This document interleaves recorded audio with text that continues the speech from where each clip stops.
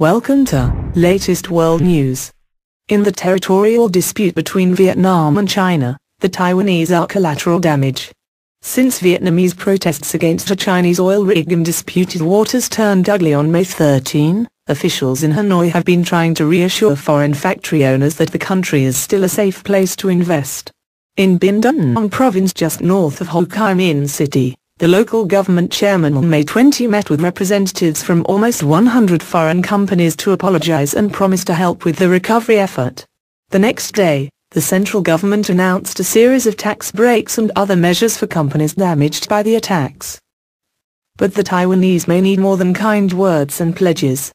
Vietnamese protesters set fire to 16 Taiwan-owned factories, possibly because of their Chinese names, and at least 500 Taiwanese-owned plants were damaged, according to a preliminary estimate by the Council of Taiwanese Chambers of Commerce in Vietnam. Many factories will need completely new construction and new equipment, says Serena Liu, the council's chairwoman. All the damage is still being assessed. James Liu, chairman of the Taiwan Business Association in Binh Duong, told the Nguyen Dong newspaper, "Whenever I meet companies, they all ask me if it is secure enough to keep their investments in Vietnam."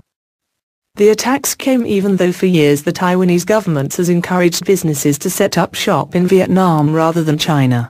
Vietnam was part of Taiwan's South strategy of securing markets in Southeast Asia and lessening its dependence on the mainland.